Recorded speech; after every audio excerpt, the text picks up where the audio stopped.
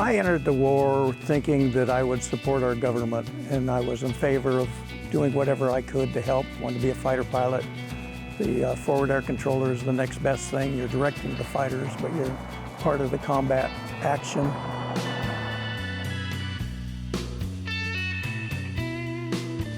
The only thing I really knew was it was somewhere else, and that you could fly as much as you wanted.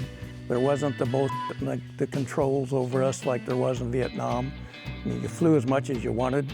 I didn't really know that it was in Laos. I didn't know that I would be giving up the military IDs, but it sounded a lot better than the current situation with the politically constrained and scared generals directing how you conducted yourself in Vietnam.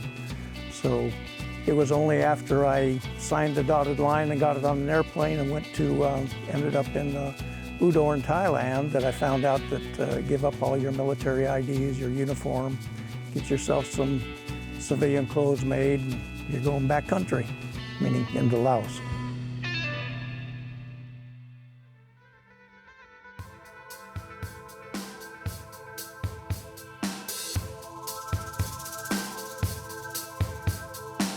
If we were shot down, we were supposed to say we were forest rangers looking for forest fires.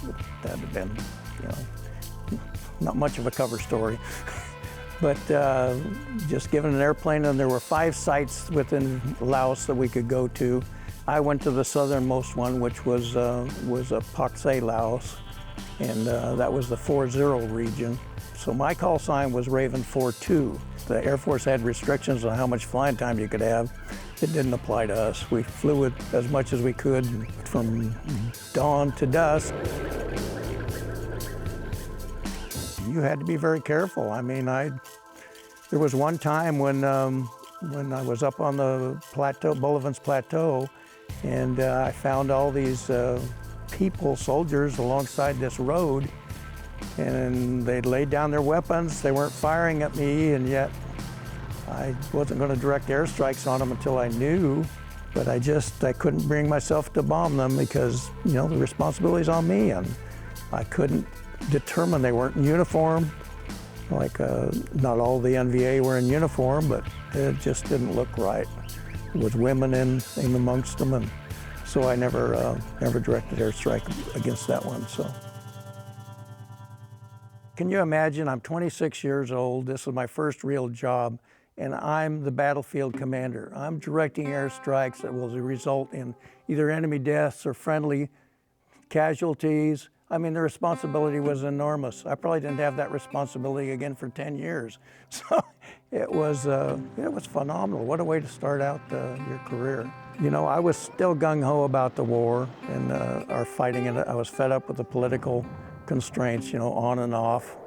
Every time Nixon or Johnson would stop the war effort, well, all they did was build up and come back stronger at us, so it didn't bring them to the peace table.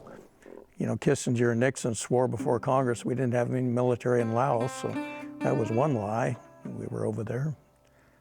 There was at least 200 of us over there in the 10 years of the war. So. More and more I studied the war and all, I became very disgruntled and thought the political handling of it was very bad. And frankly, we shouldn't have been there in the first place. We should have let the North and the South resolve it themselves. Well, let us turn now to the fundamental issue. Why and how did the United States become involved in Vietnam in the first place? I do feel like we should have supported Laos. I have a strong affinity for the Laotians, and they did a great job. It's sad that we left them stranded, and in '75 when we pulled out, there was many of them, personal friends, that ended up in internment camps in Thailand. I'm proud of my experience, and I think the Ravens did a tremendous job.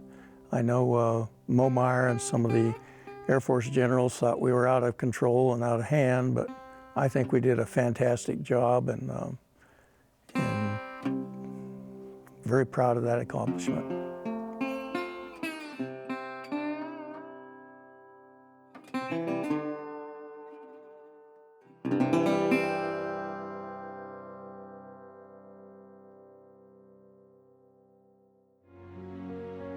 These personal Vietnam War stories are made possible by these sponsors.